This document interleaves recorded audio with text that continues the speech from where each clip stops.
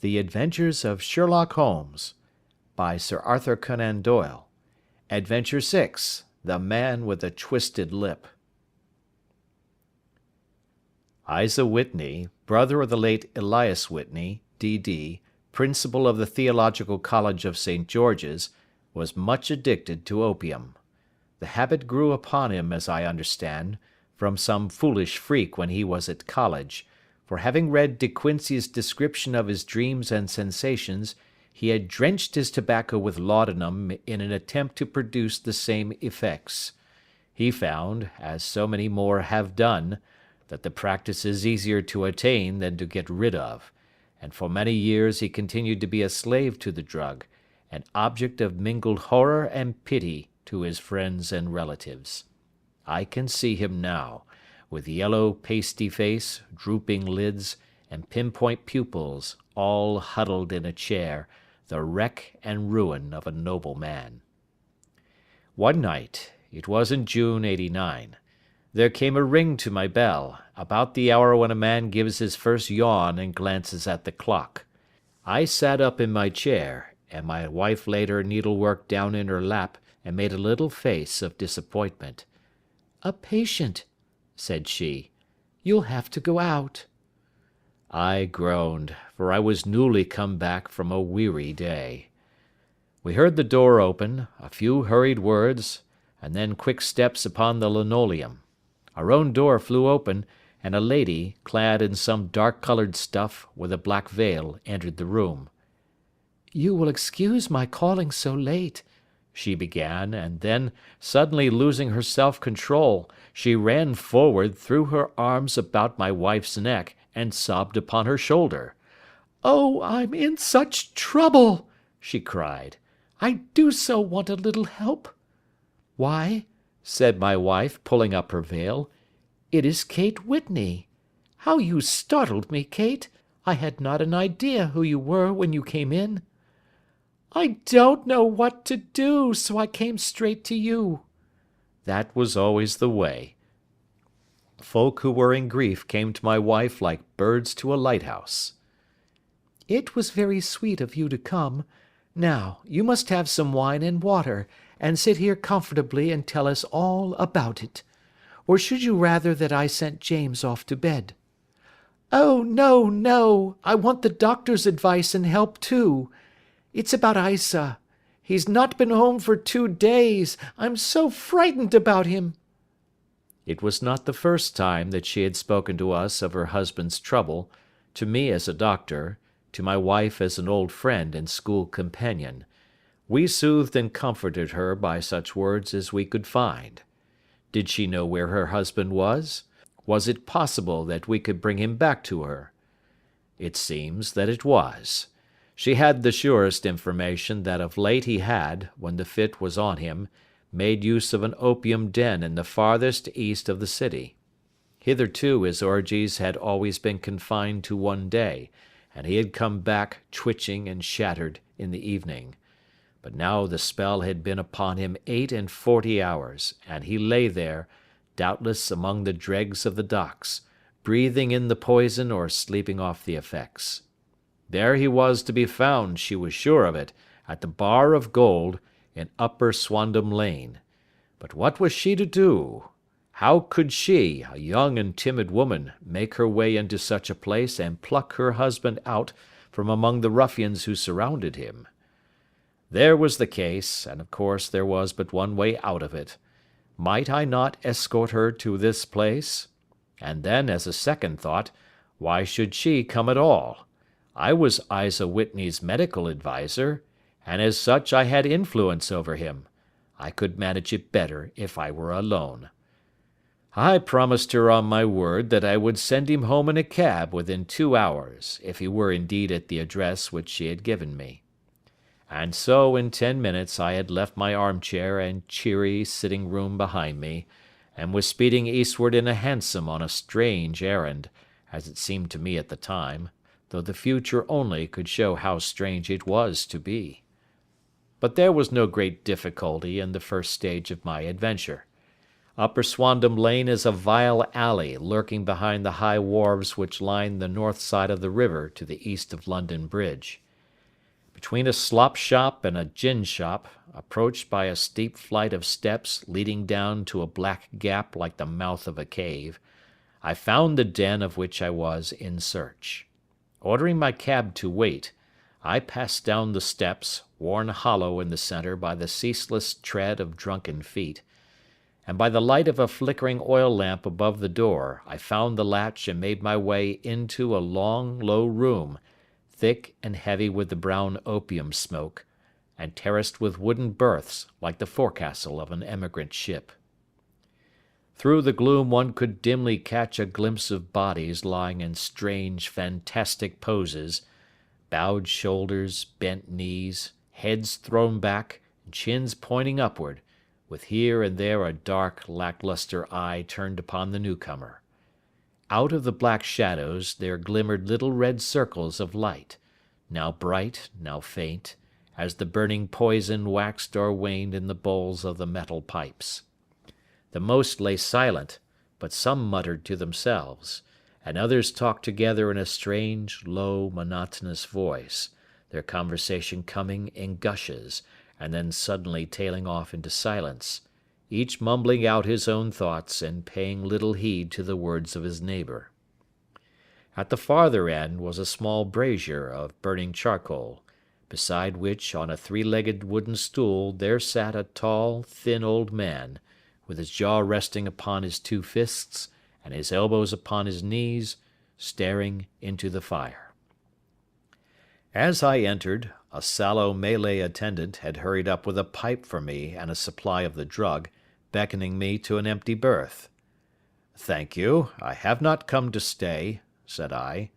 "There is a friend of mine here, Mr. Isa Whitney, and I wish to speak with him." There was a movement and an exclamation from my right, and peering through the gloom, I saw Whitney, pale, haggard, and unkempt, staring out at me. "My God, it's Watson!" said he.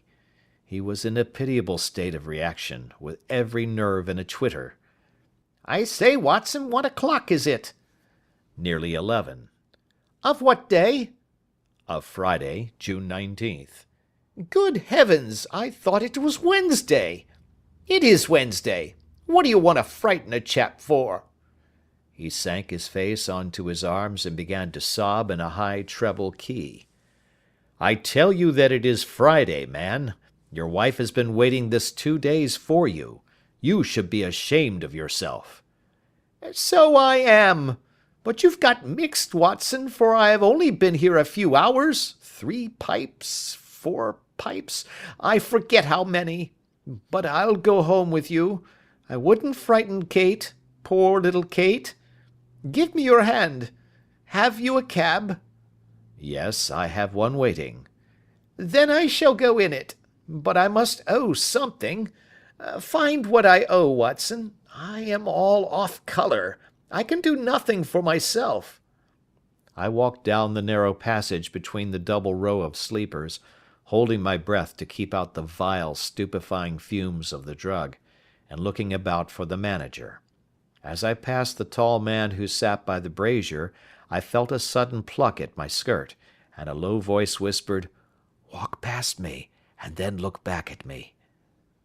The words fell quite distinctly upon my ear. I glanced down.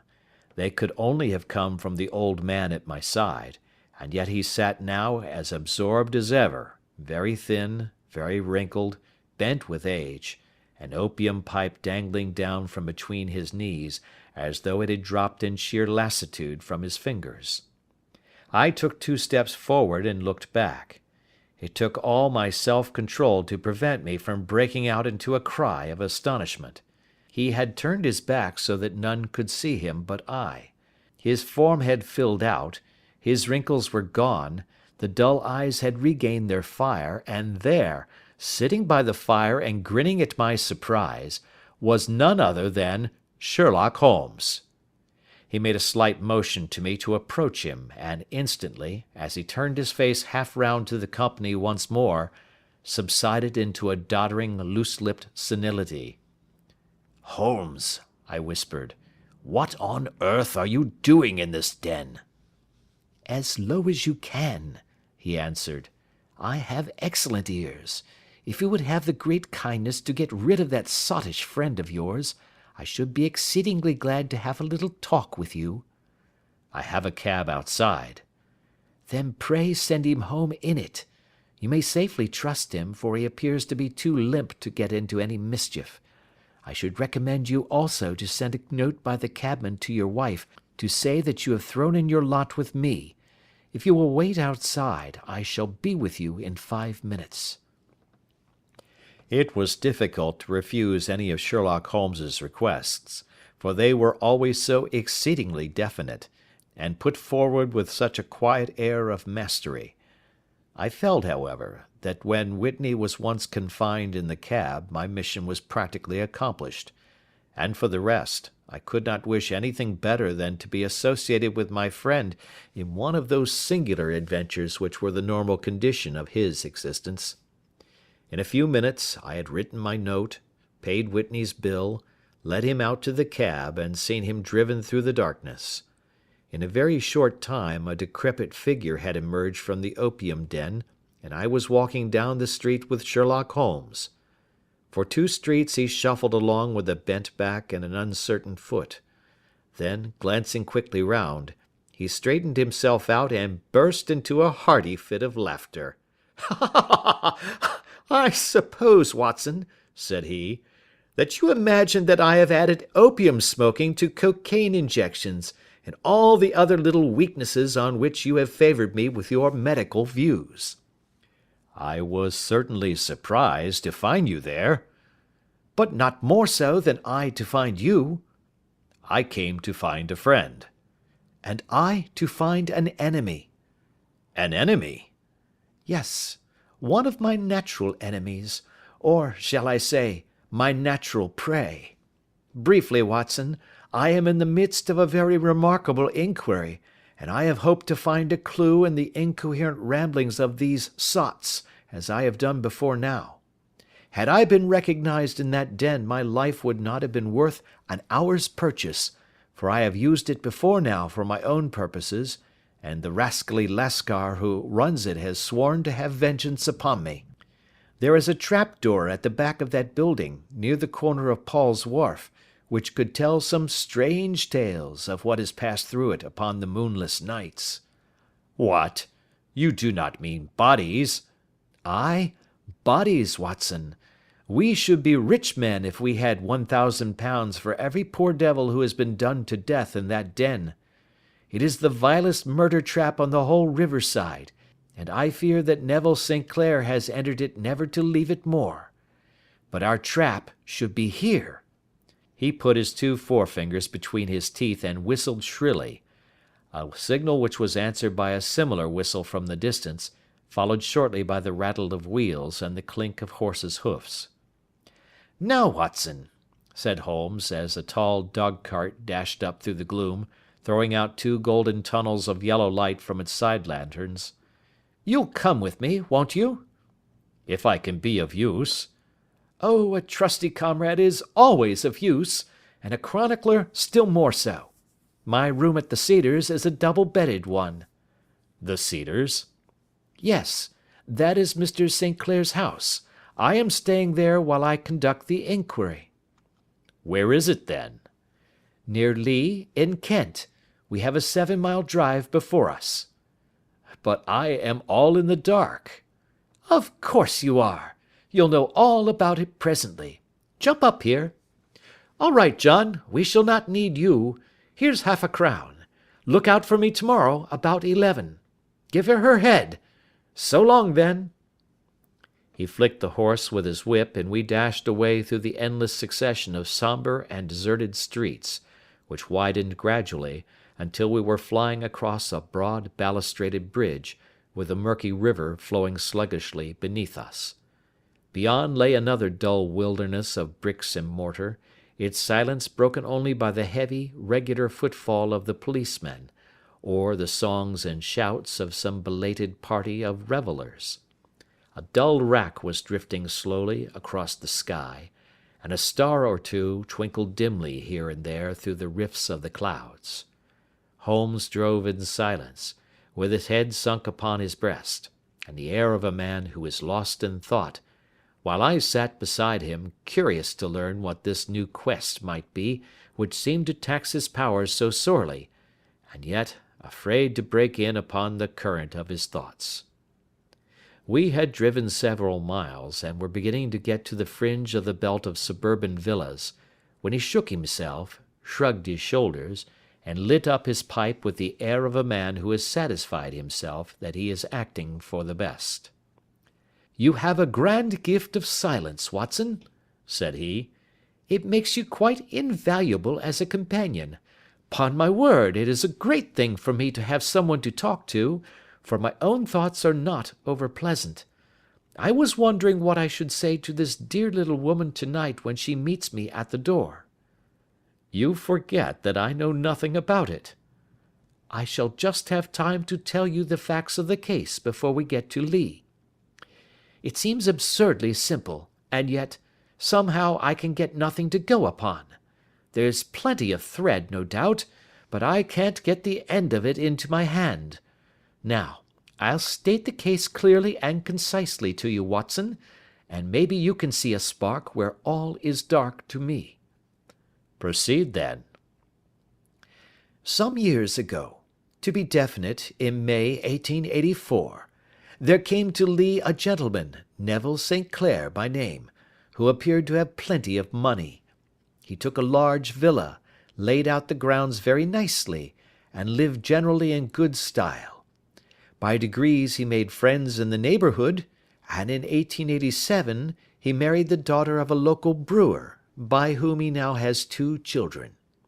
He had no occupation, but was interested in several companies, and went into town, as a rule, in the morning, returning by the 5:14 from Cannon Street every night. Mr. St. Clair is now 37 years of age, is a man of temperate habits, a good husband, a very affectionate father, and a man who is popular with all who know him. I may add that his whole debts at the present moment, as far as we have been able to ascertain, amount to £88 10s, while he has £220 standing to his credit in the Capital and Counties Bank. There is no reason, therefore, to think that money troubles have been weighing upon his mind. Last Monday Mr. Neville St. Clair went into town rather earlier than usual, remarking before he started that he had 2 important commissions to perform, and that he would bring his little boy home a box of bricks. Now, by the merest chance, his wife received a telegram upon this same Monday, very shortly after his departure, to the effect that a small parcel of considerable value which she had been expecting was waiting for her at the offices of the Aberdeen Shipping Company. Now, if you are well up in your London, you will know that the office of the company is in Fresno Street, which branches out of Upper Swandam Lane, where you found me to-night. Mrs. St. Clair had her lunch, started for the city, did some shopping, proceeded to the company's office, got her packet, and found herself at exactly 4:35 walking through Swandam Lane on her way back to the station. Have you followed me so far? It is very clear. If you remember, Monday was an exceedingly hot day, and Mrs. St. Clair walked slowly, glancing about in the hope of seeing a cab, as she did not like the neighbourhood in which she found herself. While she was walking in this way down Swandam Lane, she suddenly heard an ejaculation or cry, and was struck cold to see her husband looking down at her and, as it seemed to her, beckoning to her from a second-floor window. The window was open, and she distinctly saw his face, which she describes as being terribly agitated. He waved his hands frantically to her, and then vanished from the window so suddenly that it seemed to her that he had been plucked back by some irresistible force from behind. One singular point, which struck her quick feminine eye, was that although he wore some dark coat, such as he had started to town in, He had on neither collar nor necktie. Convinced that something was amiss with him, she rushed down the steps, for the house was none other than the opium den in which you found me to-night, and running through the front room, she attempted to ascend the stairs which led to the first floor. At the foot of the stairs, however, she met this Lascar scoundrel of whom I have spoken, who thrust her back, and, aided by a Dane, who acts as assistant there, pushed her out into the street. Filled with most maddening doubts and fears, she rushed down the lane, and by rare good fortune, met in Fresno Street a number of constables with an inspector, all on their way to their beat. The inspector and 2 men accompanied her back, and in spite of the continued resistance of the proprietor, they made their way to the room in which Mr. St. Clair had last been seen. There was no sign of him there. In fact, in the whole of that floor, there was no one to be found save a crippled wretch of hideous aspect, who, it seems, made his home there. Both he and the Lascar stoutly swore that no one else had been in the front room during the afternoon. So determined was their denial, that the inspector was staggered, and had almost come to believe that Mrs. St. Clair had been deluded when, with a cry, she sprang at a small deal box which lay upon the table, and tore the lid from it. Out there fell a cascade of children's bricks. It was the toy which he had promised to bring home. This discovery, and the evident confusion which the cripple showed, made the inspector realize that the matter was serious. The rooms were carefully examined, and results all pointed to an abominable crime. The front room was plainly furnished as a sitting room, and led into a small bedroom, which looked out upon the back of one of the wharves. Between the wharf and the bedroom window is a narrow strip, which is dry at low tide, but is covered at high tide with at least 4½ feet of water. The bedroom window was a broad one and opened from below. On examination, traces of blood were to be seen upon the window sill, and several scattered drops were visible upon the wooden floor of the bedroom. Thrust away behind a curtain in the front room were all the clothes of Mr. Neville St. Clair, with the exception of his coat. His boots, his socks, his hat, and his watch, all were there. There were no signs of violence upon any of these garments, and there were no other traces of Mr. Neville St. Clair. Out of the window he must apparently have gone, for no other exit could be discovered, and the ominous bloodstains upon the sill gave little promise that he could save himself by swimming, for the tide was at its very highest at the moment of the tragedy. And now, as to the villains who seemed to be immediately implicated in the matter. The Lascar was known to be a man of the vilest antecedents, but as, by Mrs. St. Clair's story, he was known to have been at the foot of the stair within a very few seconds of her husband's appearance at the window, he could hardly have been more than an accessory to the crime. His defence was one of absolute ignorance, and he protested that he had no knowledge as to the doings of Hugh Bone, his lodger, and that he could not account in any way for the presence of the missing gentleman's clothes. So much for the Lascar manager. Now for the sinister cripple who lives upon the second floor of the opium den, and who was certainly the last human being whose eyes rested upon Neville St. Clair. His name is Hugh Bone, and his hideous face is one which is familiar to every man who goes much to the city. He is a professional beggar, though, in order to avoid the police regulations, he pretends to a small trade in wax vestas. Some little distance down Threadneedle Street, upon the left-hand side, there is, as you may have remarked, a small angle in the wall. Here it is that this creature takes his daily seat, cross-legged with his tiny stock of matches on his lap, and as he is a piteous spectacle, a small rain of charity descends into the greasy leather cap which lies upon the pavement beside him. I have watched the fellow more than once before ever I thought of making his professional acquaintance, and I have been surprised at the harvest which he has reaped in a short time. His appearance, you see, is so remarkable that no one can pass him without observing him. A shock of orange hair, a pale face disfigured by a horrible scar, which, by its contraction, has turned up the outer edge of his upper lip, a bulldog chin, and a pair of very penetrating dark eyes, which present a singular contrast to the colour of his hair, all mark him out from amid the common crowd of mendicants, and so too does his wit, for he is ever ready with a reply to any piece of chaff which may be thrown at him by the passers-by. This is the man whom we now learn to have been the lodger at the opium den, and to have been the last man to see the gentleman of whom we are in quest. But a cripple, said I. What could he have done single-handed against a man in the prime of life? He is a cripple in the sense that he walks with a limp, but in other respects he appears to be a powerful and well-nurtured man. Surely your medical experience would tell you, Watson, that weakness in one limb is often compensated for by exceptional strength in the others. Pray continue your narrative. Mrs. St. Clair had fainted at the sight of the blood upon the window, and she was escorted home in a cab by the police, as her presence could be of no help to them in their investigations. Inspector Barton, who had charge of the case, made a very careful examination of the premises, but without finding anything which threw any light upon the matter.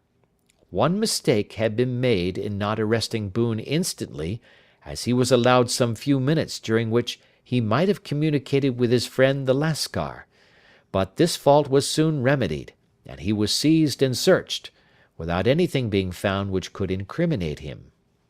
There were, it is true, some blood-stains upon his right shirt-sleeve, but he pointed to his ring-finger, which had been cut near the nail, and explained that the bleeding came from there, adding that he had been to the window not long before, and that the stains which had been observed there came doubtless from the same source.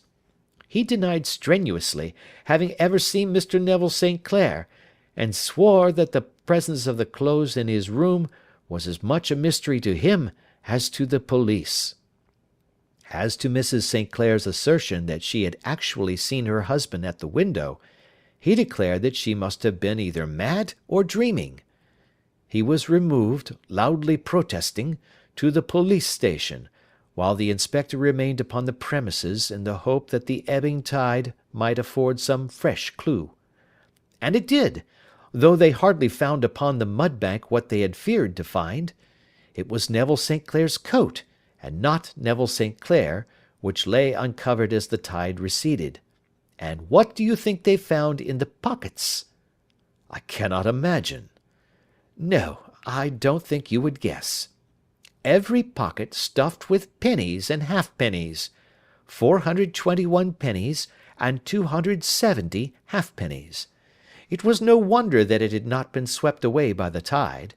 But a human body is a different matter. There is a fierce eddy between the wharf and the house. It seemed likely enough that the weighted coat had remained when the stripped body had been sucked away into the river. But I understand that all the other clothes were found in the room. Would the body be dressed in a coat alone? No, sir, but the facts must be met speciously enough. Suppose that this man Boone had thrust Neville St. Clair through the window, there is no human eye which could have seen the deed. What would he do then? It would of course instantly strike him that he must get rid of the tell-tale garments. He would seize the coat then, and be in the act of throwing it out, when it would occur to him that it would swim and not sink. He has little time, for he has heard the scuffle downstairs when the wife tried to force her way up, and perhaps he has already heard from his Lascar confederate that the police are hurrying up the street. There is not an instant to be lost. He rushes to some secret hoard, where he has accumulated the fruits of his beggary, and he stuffs all the coins upon which he can lay his hands into the pockets to make sure of the coat's sinking. He throws it out, and would have done the same with the other garments had not he heard the rush of steps below, and only just had time to close the window when the police appeared. It certainly sounds feasible. Well, We will take it as a working hypothesis for want of a better. Boone, as I have told you, was arrested and taken to the station, but it could not be shown that there had ever before been anything against him. He had for years been known as a professional beggar, but his life appeared to have been a very quiet and innocent one. There the matter stands at present, and the questions which have to be solved. What Neville St. Clair was doing in the opium den, what happened to him when there, where he is now, and what Hugh Boone had to do with his disappearance, are all as far from a solution as ever.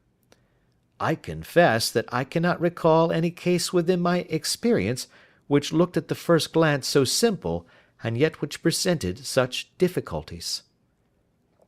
While Sherlock Holmes had been detailing this singular series of events, we had been whirling through the outskirts of the great town until the last straggling houses had been left behind, and we rattled along with a country hedge upon either side of us.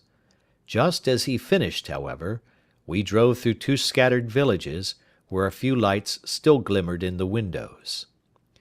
"We are on the outskirts of Lee," said my companion.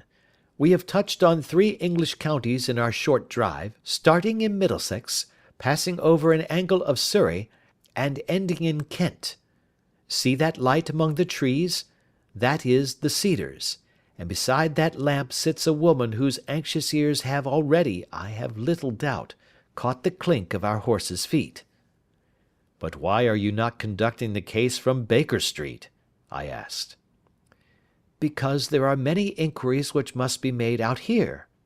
Mrs. St. Clair has most kindly put 2 rooms at my disposal, and you may rest assured that she will have nothing but a welcome for my friend and colleague. I hate to meet her, Watson, when I have no news of her husband. Here we are.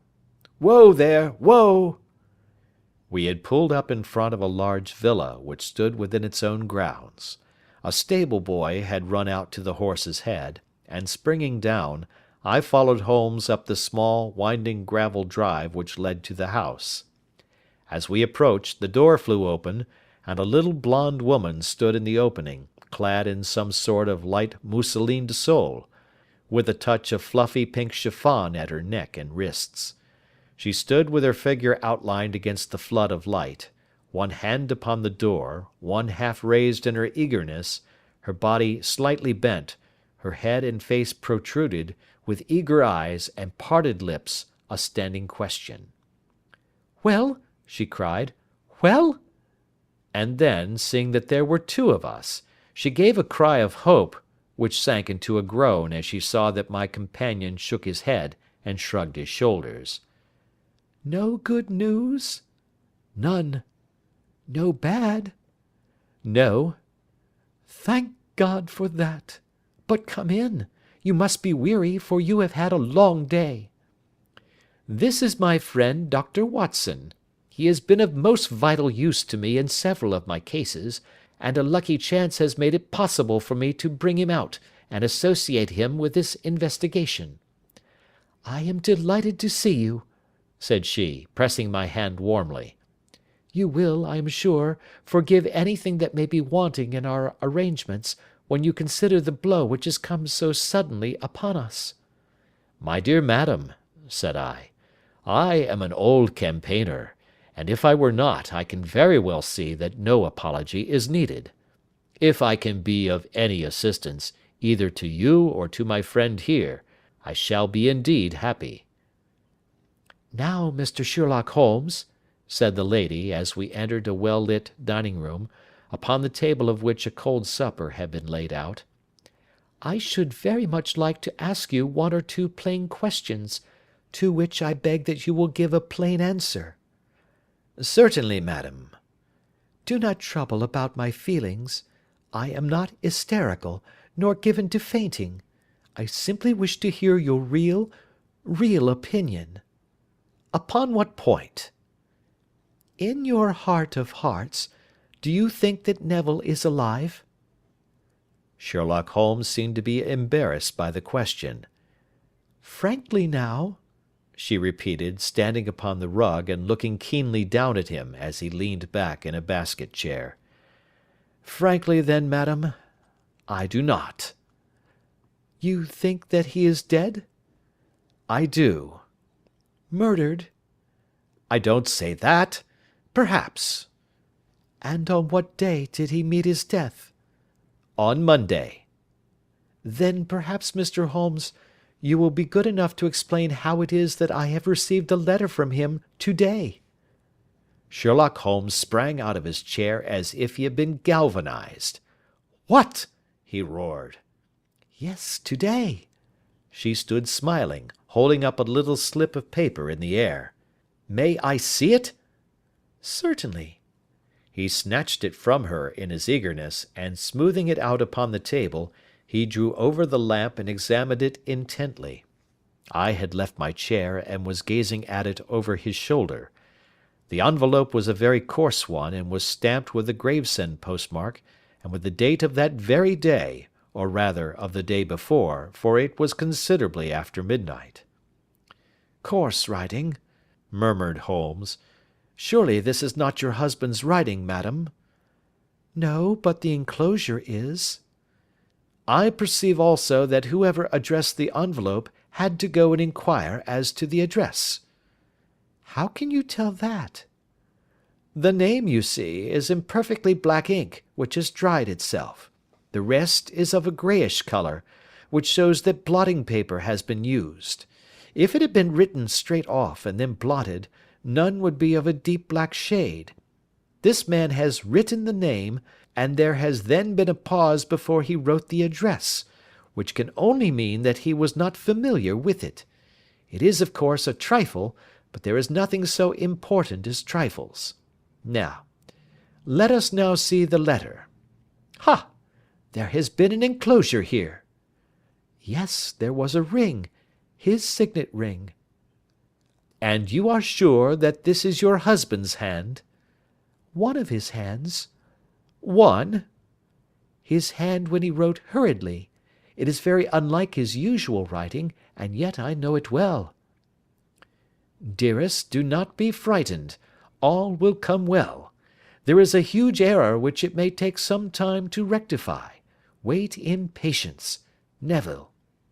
Written in pencil upon the flyleaf of a book, octavo size, no watermark. Posted today in Gravesend by a fellow with a dirty thumb. Ha! And the flap has been gummed, if I am not very much in error, by a person who has been chewing tobacco. And you have no doubt that it is your husband's hand, madam?" "None. Neville wrote these words." "And they were posted to-day at Gravesend. Well, Mrs. St. Clair, the clouds lighten, though I should not venture to say that the danger is over." "But he must be alive, Mr. Holmes." "Unless this is a clever forgery to put us on the wrong scent. The ring, after all, proves nothing. It may have been taken from him." "No, no, it is. It is his very own writing." "Very well. It may, however, have been written on Monday and only posted to-day." "That is possible." "If so, much may have happened between." "Oh, you must not discourage me, Mr. Holmes. I know that all is well with him. There is so keen a sympathy between us that I should know if evil came upon him. On the very day that I saw him last, he cut himself in the bedroom, and yet I in the dining room rushed upstairs instantly with the utmost certainty that something had happened. Do you think that I would respond to such a trifle, and yet be ignorant of his death?" "I have seen too much not to know that the impression of a woman may be more valuable than the conclusion of an analytical reasoner. And in this letter you certainly have a very strong piece of evidence to corroborate your view. But if your husband is alive, and able to write letters, why should he remain away from you?" "I cannot imagine. It is unthinkable." "And on Monday he made no remarks before leaving you?" "No." "And you were surprised to see him in Swandam Lane?" "Very much so." "Was the window open?" "Yes." "Then he might have called to you?" "He might." He only, as I understand, gave an inarticulate cry. Yes. A call for help, you thought? Yes, he waved his hands. But it might have been a cry of surprise. Astonishment at the unexpected sight of you might cause him to throw up his hands? It is possible. And you thought he was pulled back? He disappeared so suddenly. He might have leaped back. You did not see anyone else in the room?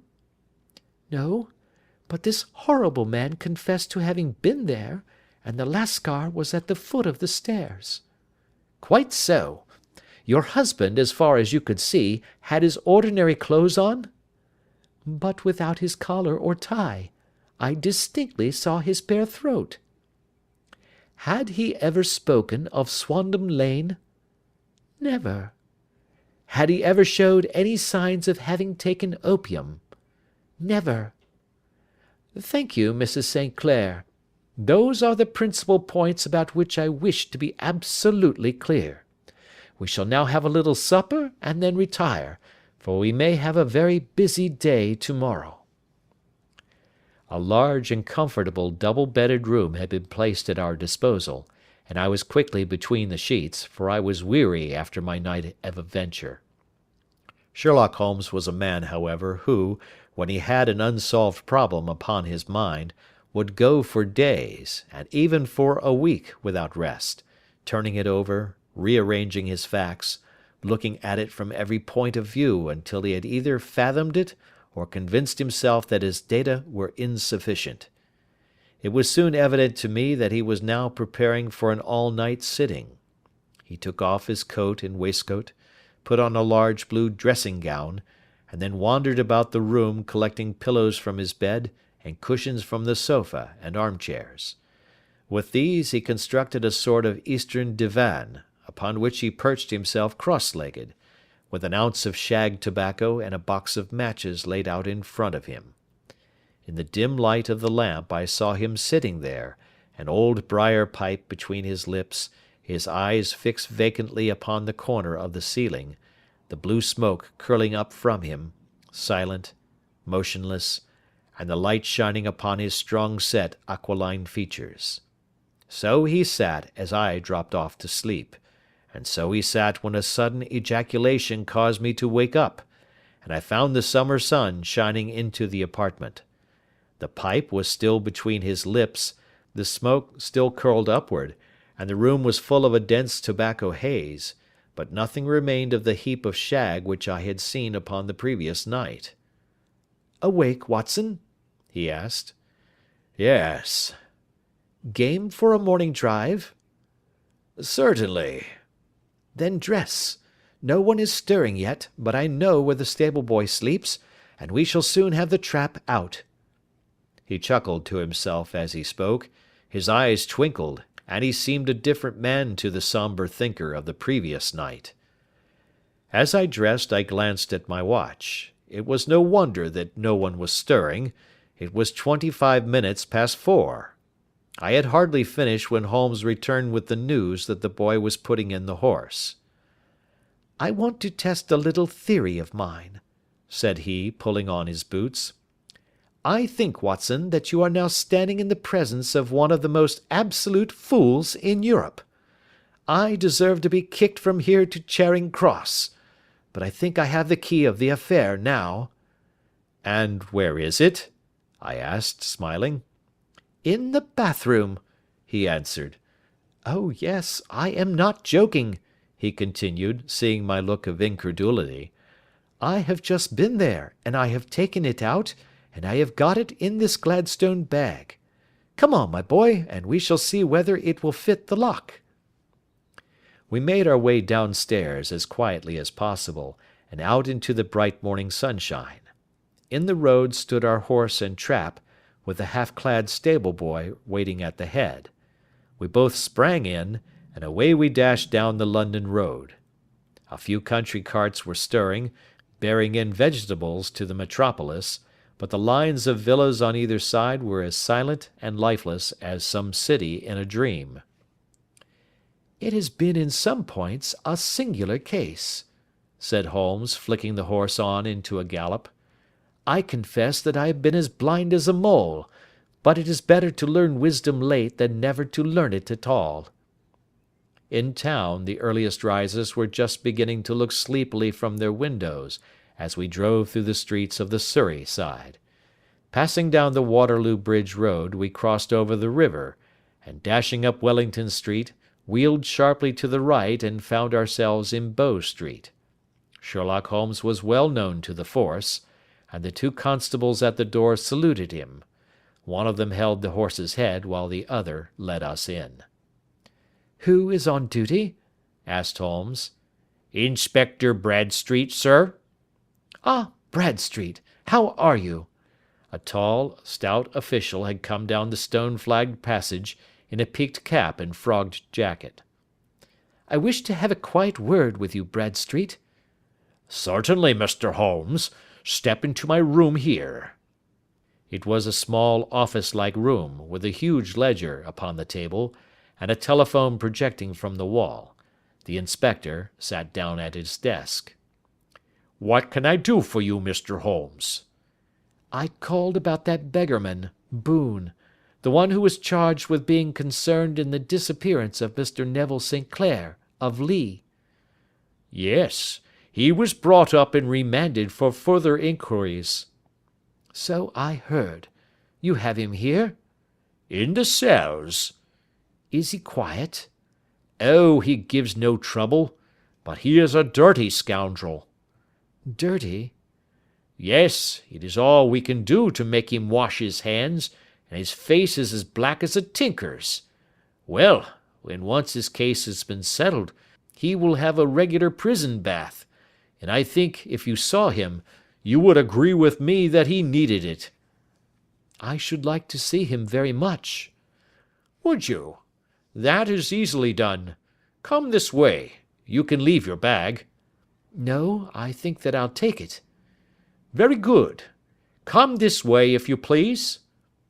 He led us down a passage, opened a barred door, passed down a winding stair, and brought us to a whitewashed corridor with a line of doors on each side. "The third on the right is his," said the inspector. "Here it is." He quietly shot back a panel in the upper part of the door and glanced through. "He is asleep," said he. "You can see him very well." We both put our eyes to the grating. The prisoner lay with his face towards us in a very deep sleep, breathing slowly and heavily. He was a middle-sized man, coarsely clad as became his calling, with a coloured shirt protruding through the rent in his tattered coat. He was, as the inspector had said, extremely dirty, but the grime which covered his face could not conceal its repulsive ugliness. A broad wheal from an old scar ran right across it from eye to chin, and by its contraction had turned up one side of the upper lip, so that 3 teeth were exposed in a perpetual snarl. A shock of very bright red hair grew low over his eyes and forehead. "He's a beauty, isn't he?" said the inspector. "He certainly needs a wash," remarked Holmes. "I had an idea that he might, and I took the liberty of bringing the tools with me." He opened the Gladstone bag as he spoke, and took out, to my astonishment, a very large bath sponge. "Ha! You are a funny one," chuckled the inspector. "Now, if you will have the great goodness to open that door very quietly, we will soon make him cut a much more respectable figure." "Well, I don't know why not," said the inspector. "He doesn't look a credit to the Bow Street cells, does he?" He slipped his key into the lock, and we all very quietly entered the cell. The sleeper half turned, and then settled down once more into a deep slumber. Holmes stooped to the water jug, moistened his sponge, and then rubbed it twice vigorously across and down the prisoner's face. "Let me introduce you," he shouted, "to Mr. Neville St. Clair, of Lee, in the county of Kent." Never in my life had I seen such a sight. The man's face peeled off under the sponge like the bark from a tree. Gone was the coarse brown tint. Gone, too, was the horrid scar which had seamed it across, and the twisted lip which had given the repulsive sneer to the face. A twitch brought away the tangled red hair, and there, sitting up in his bed, was a pale, sad-faced, refined-looking man, black-haired and smooth-skinned, rubbing his eyes and staring about him with sleepy bewilderment. Then suddenly realizing the exposure, he broke into a scream and threw himself down with his face to the pillow. "Good heavens!" cried the inspector. "It is indeed the missing man. I know him from the photograph." The prisoner turned with the reckless air of a man who abandons himself to his destiny. "Be it so," said he. "And pray what am I charged with?" "With making away with Mr. Neville St. Oh, come, you can't be charged with that unless they make a case of attempted suicide of it," said the inspector with a grin. "Well, I've been 27 years in the force, but this takes the cake." "If I am Mr. Neville St. Clair, then it is obvious that no crime has been committed, and that therefore I am illegally detained." "No crime, but a very great error has been committed," said Holmes. "You would have done better to have trusted your wife." "It was not the wife, it was the children," groaned the prisoner. "God help me, I would not have them ashamed of their father. My God, what an exposure! What can I do?" Sherlock Holmes sat down beside him on the couch, and patted him kindly on the shoulder. "If you leave it to a court of law to clear the matter up," said he, "of course you can hardly avoid publicity. On the other hand, if you convince the police authorities that there is no possible case against you, I do not know that there is any reason that the details should find their way into the papers. Inspector Bradsheet would, I am sure, make notes upon anything which you might tell us and submit it to the proper authorities. The case would then never go into court at all." "God bless you!" cried the prisoner passionately. "I would have endured imprisonment, aye, even execution, rather than have left my miserable secret as a family blot to my children. You are the first who have ever heard my story. My father was a schoolmaster in Chesterfield, where I received an excellent education. I travelled in my youth, took to the stage, and finally became a reporter on an evening paper in London. One day my editor wished to have a series of articles upon begging in the metropolis, and I volunteered to supply them. There was the point from which all my adventures started. It was only by trying begging as an amateur that I could get the facts upon which to base my articles. When an actor, I had, of course, learned all the secrets of making up, and had been famous in the green room for my skill. I took advantage now of my attainments. I painted my face, and to make myself as pitiable as possible, I made a good scar and fixed one side of my lip in a twist by the aid of a small slip of flesh-coloured plaster. Then, with a red head of hair, and an appropriate dress, I took my station in the business part of the city, ostensibly as a match-seller, but really as a beggar. For 7 hours I plied my trade, and when I returned home in the evening, I found to my surprise that I had received no less than 26 shillings 4 pence. I wrote my articles and thought little more of the matter until, some time later, I backed a bill for a friend and had a writ served upon me for £25. I was at my wits' end where to get the money, but a sudden idea came to me. I begged a fortnight's grace from the creditor, asked for a holiday from my employers, and spent the time in begging in the city under my disguise. In 10 days I had the money and had paid the debt. Well, you can imagine how hard it was to settle down to arduous work at £2 a week, when I knew that I could earn as much in a day by smearing my face with a little paint, laying my cap on the ground, and sitting still. It was a long fight between my pride and the money, but the dollars won at last, and I threw up reporting and sat day after day in the corner which I had first chosen, inspiring pity by my ghastly face, and filling my pockets with coppers. Only one man knew my secret.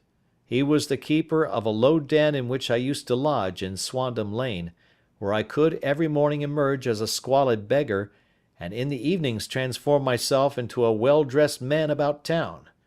This fellow, a Lascar, was well paid by me for his rooms, so that I knew that my secret was safe in his possession. Well, very soon I found that I was saving considerable sums of money. I do not mean that any beggar in the streets of London could earn £700 a year, which is less than my average takings, but I had exceptional advantages in my power of making up, and also in a facility of repartee, which improved by practice and made me quite a recognized character in the city. All day a stream of pennies, varied by silver, poured in upon me, and it was a very bad day in which I failed to take £2.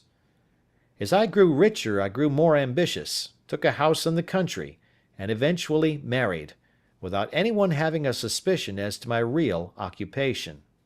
My dear wife knew that I had business in the city. She little knew what. Last Monday I had finished for the day and was dressing in my room above the opium den, when I looked out of my window and saw, to my horror and astonishment, that my wife was standing in the street, with her eyes fixed full upon me. I gave a cry of surprise, threw up my arms to cover my face, and, rushing to my confidant, the Lascar, entreated him to prevent anyone from coming up to me. I heard her voice downstairs, but I knew that she could not ascend. Swiftly I threw off my clothes, pulled on those of a beggar, and put on my pigments and wig. Even a wife's eyes could not pierce so complete a disguise. But then it occurred to me that there might be a search in the room, and that the clothes might betray me. I threw open the window, reopening by my violence a small cut which I had inflicted upon myself in the bedroom that morning. Then I seized my coat, which was weighted by the coppers which I had just transferred to it from the leather bag in which I carried my takings. I hurled it out of the window, and it disappeared into the Thames.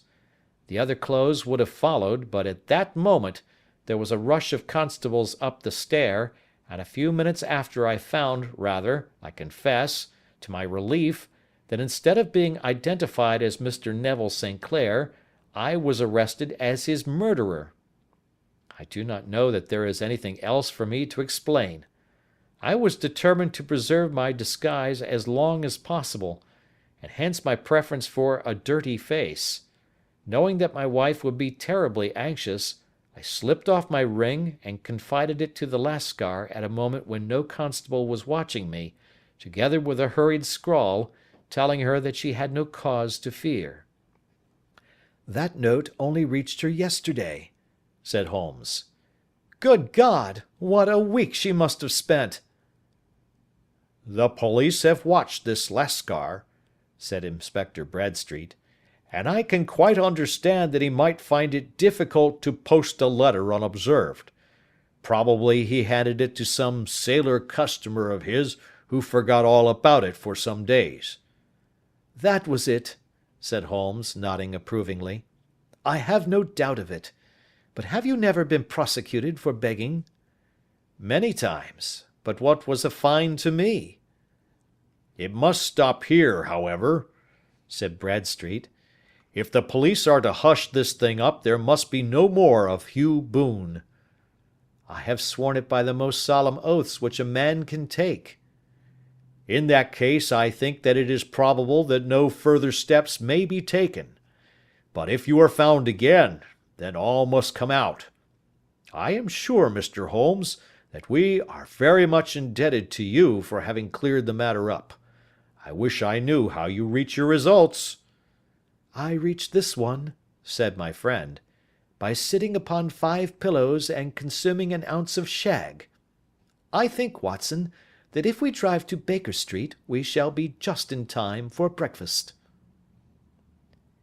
End of Adventure 6.